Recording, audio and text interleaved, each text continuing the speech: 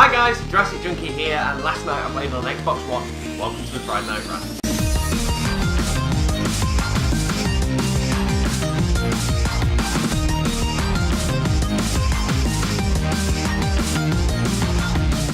Yes, I got my hands on the Xbox One controller last night. As I said a few videos back about, you can go to one of the game lock-ins so you can get first hand actually on the Xbox One or the PlayStation 4. And to be fair, I actually thought I wasn't going to turn up because the Xbox is going to be here in a week, and I thought it's pointless playing it this soon. But then last minute I just snapped and ran into town and actually got my hands on the controller. But before we go into all that, I actually want to start off with a drink because one, I'm parched and need to have a drink, and two, my father actually watches these videos and he actually gave me a bollocking last week. Now in my hands is a San Miguel glass, and he says last week I poured a shandy into it and it tainted the glass. I need to have a proper beer when I'm actually putting it in one of these glasses and not a pussy shandy. So just for you, Dad, I'm going to make sure it is a proper manly man drink this week. So we're going to go with some woo-woo! That's it, got to get my cranberry juice inside the glass. I bet you're getting angry, aren't you now, Dad? Oh, delicious woo-woo. So to you, Dad. Don't taste that bad. It's very more tastes like pop. So yes then, I got my hands on this controller and I have to say I am very impressed. Now first of all, I actually played Rise, which looks absolutely gorgeous, and the thing that actually blew me away, when you look at the character models, was like, they look great, don't get me wrong, but they're not leaps and bounds over this generation. The thing that actually just shocked me more than anything was the sheer detail in the actual background. Normally when you play games you expect just a few blocks and no terrible boring skybox in the background, but the attention to detail was absolutely beautiful and it actually drew my eyes away from the character to just explore the background, which I've never really had in a game before. But while playing this demo, it didn't actually fully utilise the triggers until I actually got into Forza, and that's when I actually felt this vibration. And as we all know, the controllers at the moment just kind of go and that's as far as we actually get with it. But when I was actually playing Forza, it was very weird because the actual triggers themselves obviously rumble, but they felt very aggressive. The best way to describe it is when you're in a car and someone actually tries to shift gears and they actually grind the clutch and it goes it was a very strong, powerful vibration, which was weird. So straight away I knew I'd actually gone off and gone onto the rumble tracks, and I tried to correct it straight away, and it was just very, very nice and a lot stronger than I actually thought. Also, to top it all off, I actually played some Dead Rising 3, which is absolutely gorgeous, and to be fair, majority of the people there was all queuing up to just play that game repeatedly. And the other thing was, FIFA was there, and no one actually really played it, which was quite funny. But it was great, it was a great night. They brought in pizza, competitions, we were just drinking all night, and it was a very good experience. But I'm not going to talk too much about that because my Xbox is going to be here in a week, and I can talk more in detail about it. So normally when I do a Friday Night Rant, I actually write, not a script as such, but bullet points I want to touch on. And I had wrote that this morning, and then I snapped and deleted it all, and I've reworded it with the words Sony are b****s. So I'm going to go into my Sony are b****s rant, and now before everyone's like, don't vote, just hear me out, and this is why Sony have annoyed me. As we all know, the war is just completely stupid and fanboys are idiots in the first place, but what I have to put out is the PlayStation 4 fans have been a lot more vocal than the actual Xbox One people. But the thing that's annoyed me the most is Sony themselves have been as bad as the fanboys.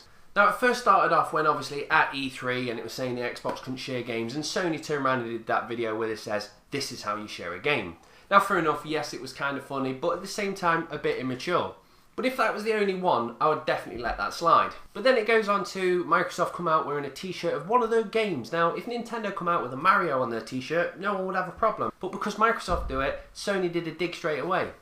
So they come out wearing Token Indie t-shirt. Then on top of it, there's just been a slew of snide comments from Sony on Twitter. And the thing I have to point out, this week Microsoft have come out talking about the SkyDrive. And now this is Microsoft's way of actually sharing pictures and videos or movies across the cloud, and even better still, they make it super easy. So if I take a photo on my phone, it instantly uploads to the cloud, it's on my Xbox. If I've got a video on my PC and I want to share it, I can put that onto the cloud, and the best thing out of all of it is it's instantly shared with my friends. So if I put a video or movie on, then my friends can watch that instantly through the cloud. Where Sony currently have no DLNA support, which eliminates the client functionality between the PC and the console, so kind of strips it of being a media server. Now this is the perfect time that Microsoft could jump on the bandwagon and go, and this is how you share movies, and just do a stupid video like Sony did. But they didn't, they was respectful about it. Then to top it all off as well, Knack's now been slated by all the media, And on top of that, Coca-Cola has said the actual PlayStation 4 isn't actually really worth buying at the moment. And even Sony have turned around and said the reviews at the moment are actually disappointing. Now again, perfect time for Microsoft to jump on them. They don't. And the biggest thing, now this is the thing that pissed me off more than anything when Sony did this. Back when it was saying originally when Xbox was going to be this machine that was obviously not going to let people share or sell games. And Microsoft simply stated that they would never stop you selling their own games. They would only put something in place which third parties could utilise. So in other words, yes, you can sell our first party games. Third party games, it's up to them. And that's where Microsoft's stance was. Sony spanned that in a way which made it sound like you can't sell your games, and Sony turned around and says, well, you can sell it on Sony. But their policies was identical, which consists of, yes, we will not stop you selling our first-hand games, but when it comes down to third-hand games, they even turn around and says, it's up to the developers, which are identical policies, but one got spun in a different way. And even better still, Sony are the ones that saying, we're not going to stop you doing this, and they've actually just updated the terms and conditions of the actual PlayStation Network, which actually says, the software clause section 7.1 states that users cannot resell their games without authorization from Sony. And that is in the latest terms and conditions. Now what does that mean? Well, they can't stop you from selling it. Activision tried to do it in the past. It's just kind of there is a, we might need to use this in the court of law at one point. In other words, it don't mean anything, so don't worry about it. But the point still stands, if Microsoft had done that, they would have been nailed to the stake and burnt alive. So why am I completely ranting all about this? Well, it kind of came to light really, because the thing is, we get into the part now where the consoles are coming, we're getting excited. And I'm constantly on Reddit because I've stopped looking at news websites, and I'll go on to that in a minute. So I tend to sit on Reddit and kind of look at the Xbox and the PlayStation sections and just read both of those. And somebody from the PlayStation subforum actually come over to the Xbox One and actually thanked the Xbox One users, simply saying that thank you for not fueling this entire war. Now don't get me wrong, we have got some Microsoft dickheads out there. There is some fanboys that are running around going, oh this, don't do this. You get them from both sides, but the point is majority of Microsoft people haven't been as vocal. So this PlayStation 4 fan turned around and says, thank you very much for the way you've acted. But then this was backed up by last night when the actual PlayStation was being rolled out and the reports are coming in that some are being bricked. Now it's a very small percentage, and I would expect on any hardware launch there's always going to be a few little problems. But straight away on the Xbox One forum they actually come out and said, please, let's be humble in the face of PlayStation 4's problems. And then went on to say, let's not try and make a joke out of it. And then Major Nelson from Microsoft actually came in and instantly responded, agreed, let's stay classy. And then goes on to Twitter and actually congratulates Sony on the launch of their console. So I just wanted to get that off my chest. Now I know a lot of people are going to disagree with me, but the point is I've just saw that Sony all the time have helped fuel this war. They've been a bit immature, while Microsoft has stood by and been quiet and just done what they need to do, get the thing out there, and they've been constantly slated in the press for doing so. At the same time, I want to thank anybody that hasn't jumped on the wall, because again, there is definitely some PlayStation users that have been very good in saying, yes, this looks good on both consoles, and they're the kind of people I enjoy talking to. And at the same time, I want to thank everybody down below that's actually been in the comments, because if anybody said something bad about one console or the other, it's tend to be done in a way where they backed it up with evidence and said this is in my opinion, instead of going off fact, that is shit. So, let's have a quick drink of some woo-woo. Woo-woo! So the next thing I wanted to talk about is kind of along the same thing. And it was last week I was talking that Call of Duty Ghosts is now out, and there's reports that there's a frame drop on the PlayStation 4. Now more people have got their hands on the actual console and tested it. It seems to be true that there is a frame issue on the PlayStation version. But Infinity Ward have come out and actually said that they're going to be doing a patch soon, so fingers crossed that's going to address the frames problem. But all I want to say is, you've got to look, the media is saying, ha, Xbox doesn't have it 1080, ha, PlayStation 4's got frames per second problems. And I can tell you exactly why the media are writing bad and good things about both consoles at the same time. And it's called advert impressions. So I've never seen the media act like this before. Majority of the time they actually turn around and just give us news, but I've just noticed over the last 6 months it's been blatantly obviously they're trying to rile up the opposition, and then once they get angry they give the other one a bit of fuel and then they'll fight them back. And the reason is, if you get into a comment war on IGN or Coca-Cola or anything like that, it means you're refreshing the page, it means you're coming back, it means the advert impressions are getting higher and they are getting a shitload more money. So they make money off getting you angry and causing you to fight with each other. So it's like really the media have just gone into a school and just gone to a kid and just gone, Billy, Jack said your mum's a whore. Jack, Billy said your dad's a gay. Then wait until they go out into the playground, covering the playground in Coca-Cola and Pepsi adverts, and waiting for us to turn along, watch the fight, pick a side, and start shouting abuse at the opposition.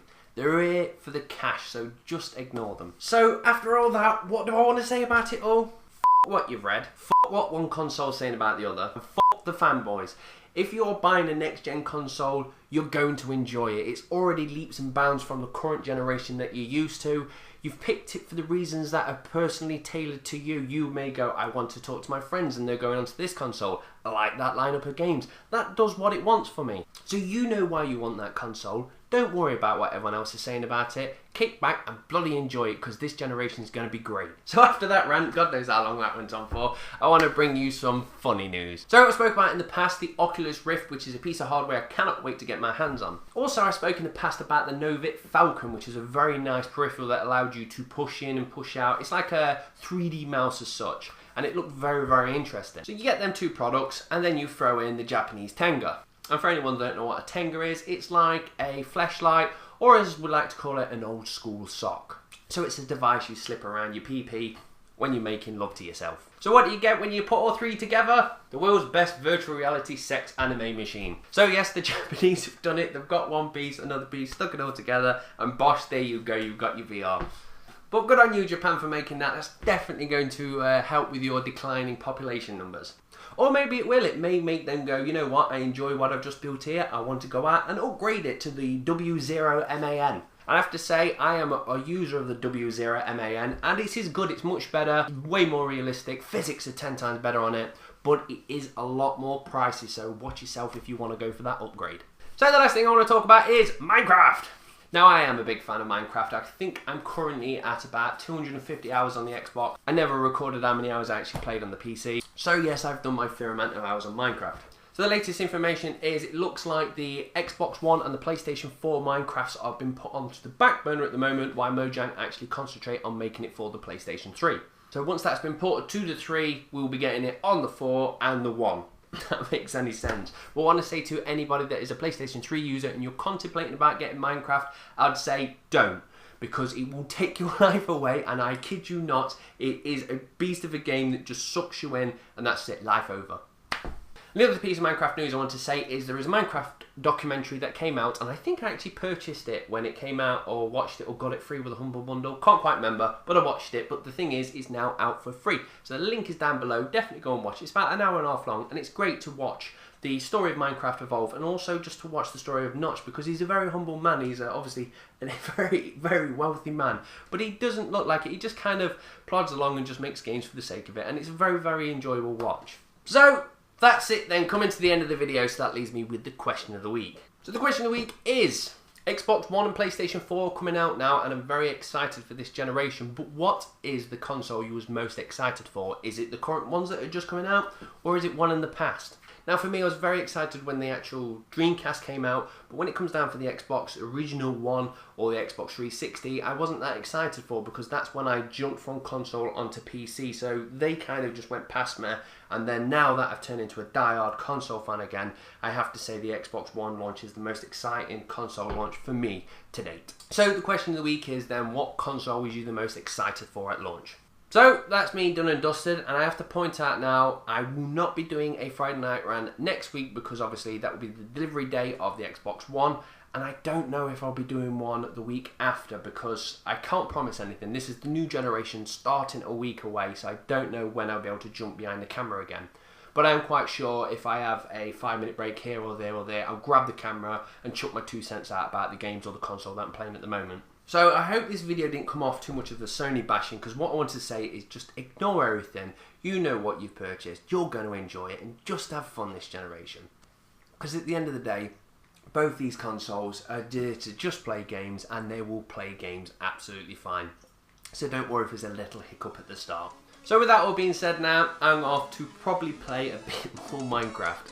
So I hope you all have a great weekend, and as always, thank you very much for watching. Cheers guys, bye.